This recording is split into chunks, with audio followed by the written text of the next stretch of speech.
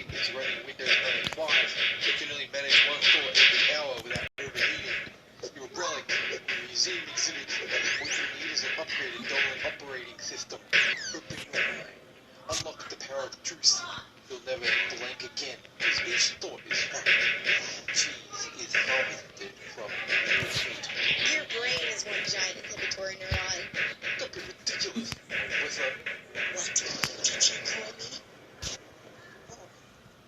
No, I'm a darling. Let's give up with someone. Why did you blow someone off? Did you eat more brain juice?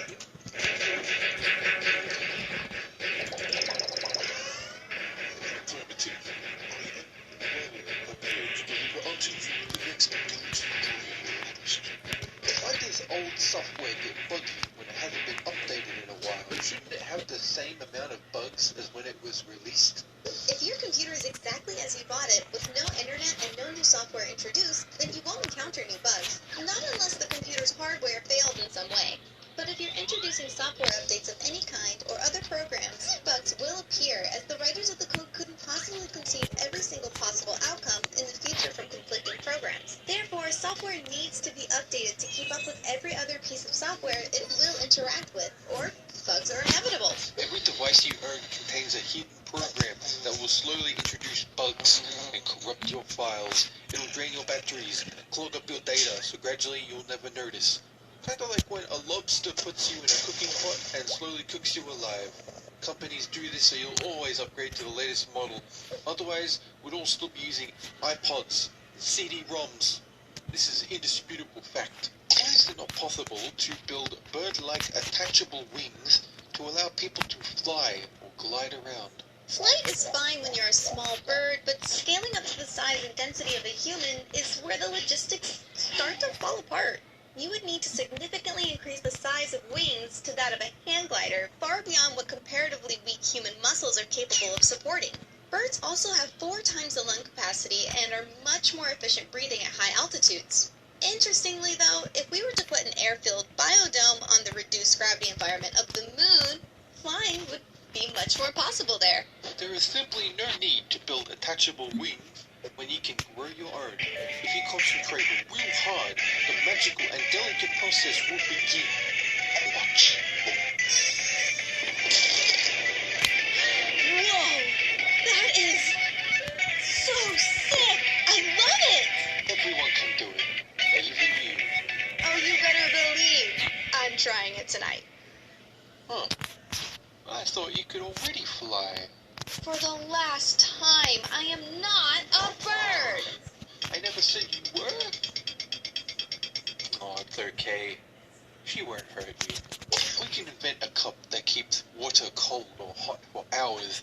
Why can't we build houses with the same material?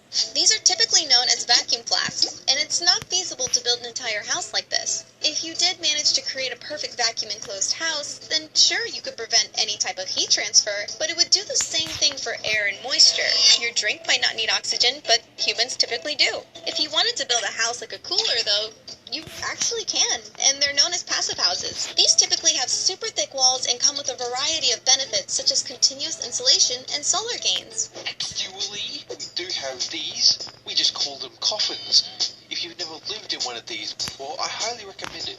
Nobody bothers you. It's a vacuum sealed, so the temperature is always constant. Sure, there's no airflow, bathroom, food, or water of any kind, but you really can't complain when the housing market has inflated this much. They're great for storing victims and people you don't like. Out of sight, out of mind, as I always say. Indeed. What? How do we know there are 7 billion people on Earth if there are unregistered births?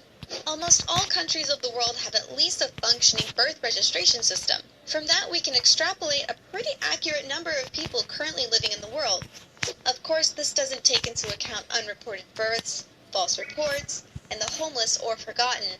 But even so, whether we're off by just a few million or hundreds of millions, it's still within the standard statistical deviation And we still have a decent ballpark of how many humans are currently on Earth. Every device in your home, from your webcam to your TV, your phones, tablets, voice assistants, and even your microwave are watching and cataloging everything about you. Your fridge knows what you've been up to, your darkest secrets. No matter where you go, the government knows who you are. Not unless you put your phone in airplane mode. That's the only way you can go off the grid. Wow, Mr. D, where did you go? You don't exist anymore. You're a ghost. That's nothing. Wait until I go behind a VPN. Why do washing machine